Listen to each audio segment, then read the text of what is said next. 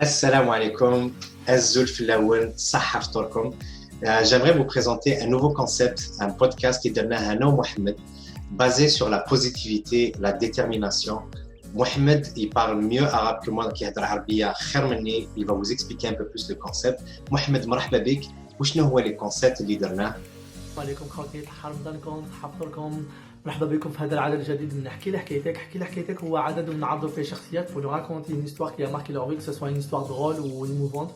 Mais le but تاع هذا le concept هو de partager de la positivité et du bien-être ونشر ثقافة الإيجابية والتحفيز. إن شاء الله خوتي فيديوهات تاعنا يعجبوكم، وإن شاء الله نكونوا خفاف عليكم ونعدوا سهرة رمضانية أوتوب كاع كيف. خوتي معليا غير نقول لكم مرحبا بكم في هذا العدد الجديد من احكي لي حكايتك.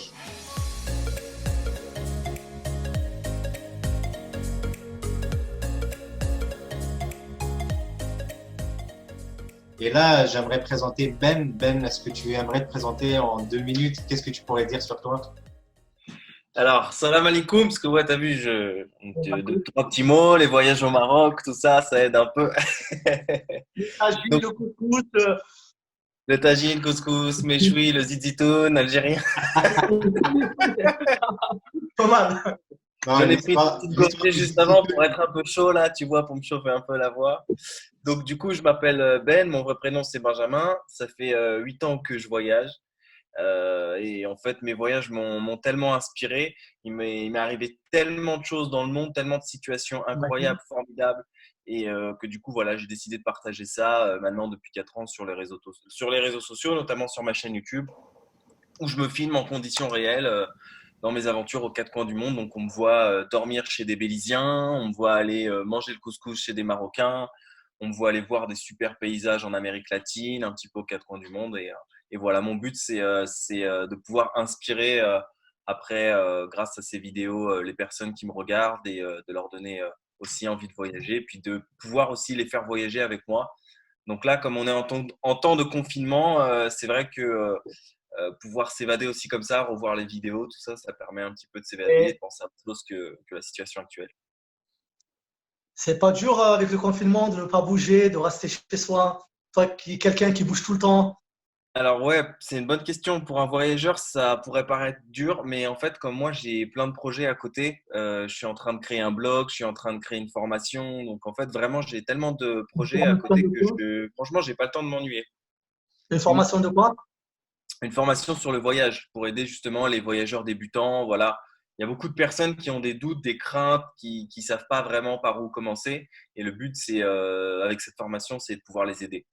Si j'avais Formation une vidéo. question bref par rapport au voyage, c'est quoi le déclic du jour au lendemain que tu t'es dit, OK, là, je prends mon sac à dos et j'y vais. C'est quoi le déclic qui a fait ça?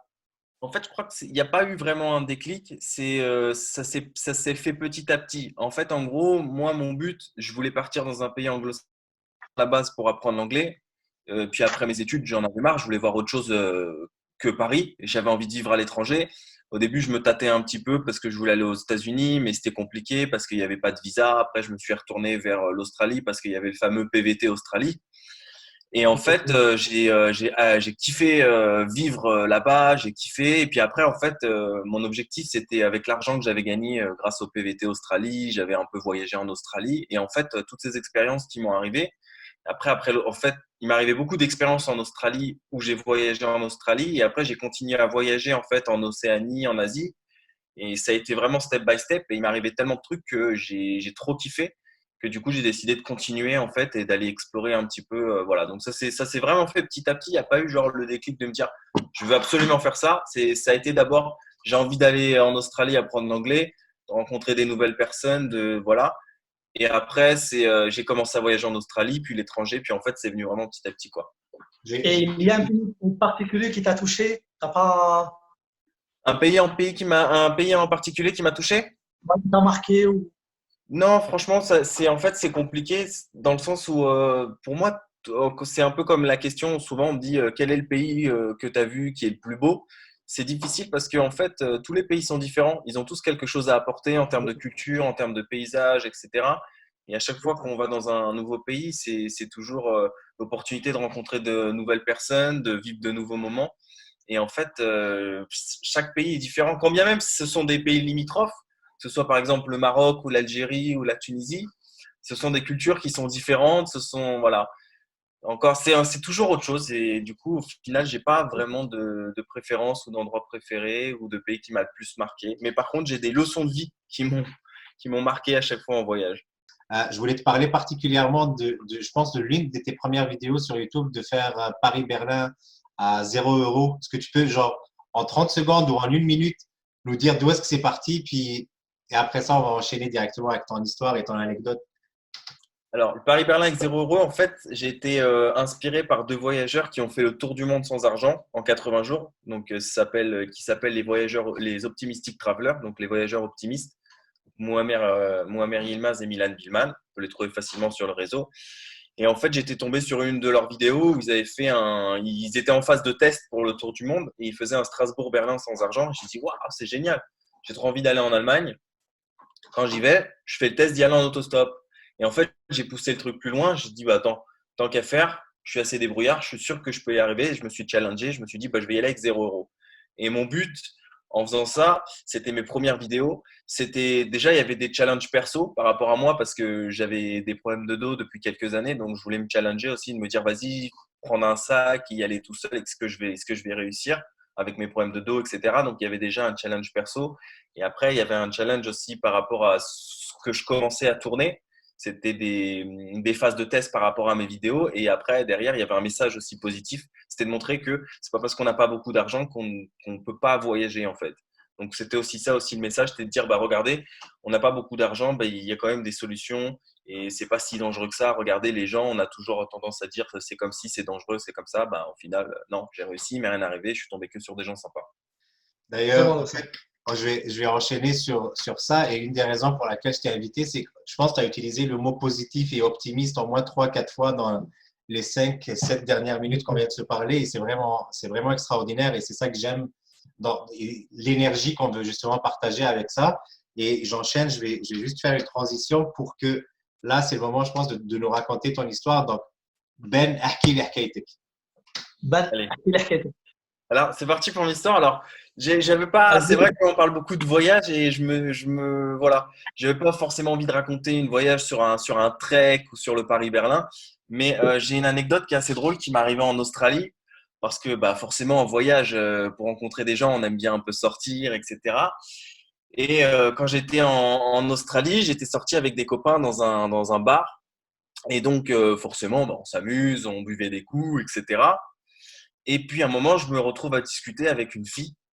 Et dans mes souvenirs, en tout cas, elle était très jolie. Un petit peu plus âgée que moi. J'avais 25 ans. Je lui en donnais peut-être, je sais pas, 34, 35, mais pas plus. Et du coup, on échange les numéros. Et puis, je la revois plus de la soirée. Et puis, je finis la soirée avec mes copains. Tout se passe très bien. On rentre. Je me souviens de tout, hein. C'est-à-dire que c'est pas comme si j'avais bu à ne plus m'en souvenir, à être tombé dans les pommes. Non. C'était une De toute façon, tu soirée. prenais juste des thés à la menthe parce que c'est Ramadan. Donc, tu t'as pris que des thés à la menthe toute la soirée. En plus, je prenais que des thés à la menthe. Et je fume pas, ou, tu vois, que des thés, mais à la menthe. Ouais.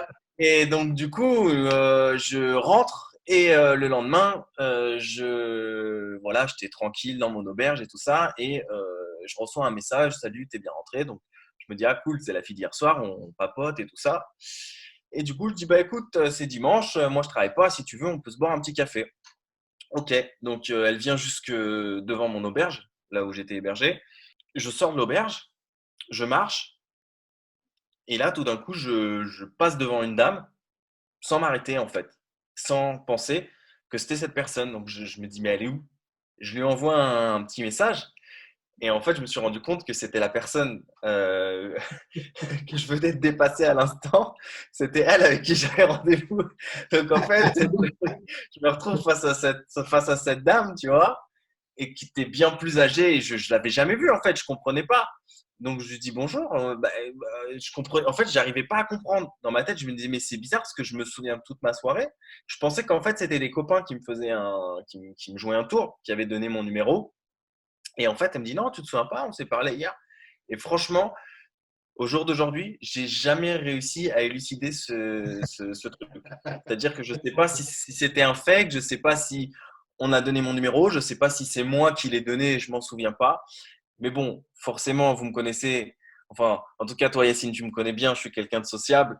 J'ai pas laissé la personne comme ça sur le carreau. J'ai dit, bah écoute, maintenant que Voilà, tu es c'est là, on va gentil. quand même aller boire un petit café. On a sympathisé. Et puis voilà, quoi, c'était cool. C'est chiant.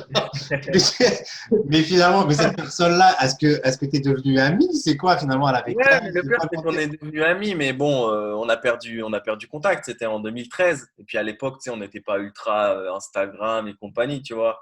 Et en fait, on est vraiment restés potes parce qu'on s'envoyait des petits messages. Et je me souviens, je venais d'acheter une voiture en Australie. Et je lui disais, ouais, putain, je viens d'acheter une voiture, mais j'ai un problème avec un pneu, faut que je le change. Et elle me disait, ah bah tiens, j'ai un copain, si tu veux, on se donne rendez-vous à tel endroit dans Sydney, tu passes me voir avant, puis on va voir mon copain. Et j'étais parti changer mon pneu chez son pote qui était garagiste, quoi. Au final, on était quand même restés en bon terme, c'est ça qui est drôle. C'est pas une histoire de thé à la menthe, parce que moi, je me souviens parfaitement de ma soirée, il n'y a pas eu c'est-à-dire, je me suis pas enfilé la théière, tu vois ce que je veux dire? La morale dans tout ça, c'est que quoi qu'il arrive, voilà, on a parlé de positivité, de choses sympas. Voilà, la personne a fait l'effort de venir. J'aurais été vraiment une mauvaise personne si j'avais fait semblant de rien et que j'étais parti. La moralité dans tout ça, c'est que faut toujours rester sympa avec les gens, toujours rester sociable et quand bien même bah voilà, il y a pas, enfin, il y avait pas d'attirance ou quoi que ce soit, dans le sens où moi je pensais avoir donné mon numéro à une autre personne, c'est qu'il voilà, il faut rester juste sympa et Il faut profiter s'arrêter du aux moment et apparences se dire aussi. bah, Non, maintenant tu es venu, bah, bah, c'est pas grave, on va faire connaissance quand même, tu vois. Tu peux toujours exactement. garder contact et te faire des amis partout dans le monde en fait. Et finalement, en Et c'est fait, il s'est avéré que cette personne-là a permis de t'aider quand tu étais en Australie aussi. Donc, Voilà, tu finalement, vois, donc, chaque chose est faite pour une raison en plus. donc au final, c'est ne pas s'arrêter, comme le dit Momo, ne pas s'arrêter aux apparences. Et on se dit, on a des attentes X parce que on s'était vu la veille, on se disait, ah, telle personne va faire telle et telle chose, etc. Mais finalement, ben, ça n'a pas fonctionné, mais ça a amené vers un autre chemin qui était encore plus intéressant au final. Si tu devais donner un titre à cette histoire-là, ça serait quoi? Ça serait bah, un truc du style ne pas juger aux apparences ou alors Les apparences ou alors souvent trompeuses. c'était la goutte de thé qui a fait déborder la théière. Ça peut être une bonne chose. Pas mal La aussi. goutte, Pas mal aussi. la goutte de zitoun qui a fait déborder le zitounier. Voilà, exactement. C'était la goutte de zizitoun qui a fait déborder le verre Ouais. Et aussi. on va conclure ce podcast là-dessus. J'aimerais vraiment te remercier, Yatek Saha. Je vais te le dire en arabe aussi. Donc, Yatek Saha Ben. Blemzia, la khouya, hein. Merci beaucoup, Ben. C'est une très belle histoire. On va la partager et on va aussi sûrement, en fait, on va t'encourager dans ton blog, pas nécessairement ton blog, mais tes formations, etc. On va partager ça Exactement. aussi en temps et lieu. Peut-être qu'on va faire une autre petite vidéo là-dessus pour t'encourager.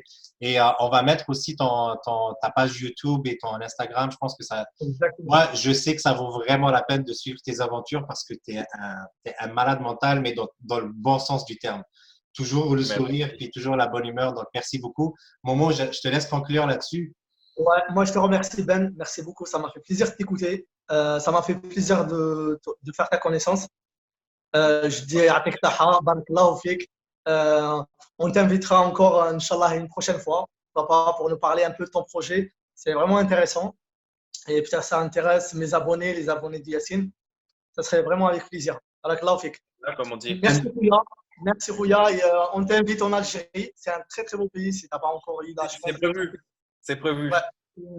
T'es la On bienvenue. attend la fin du confinement. Un dernier mot Inch'Allah. Euh, Profiter du confinement pour faire des trucs créatifs, comme ce Merci beau beaucoup. podcast. et restez Merci. positif. Always.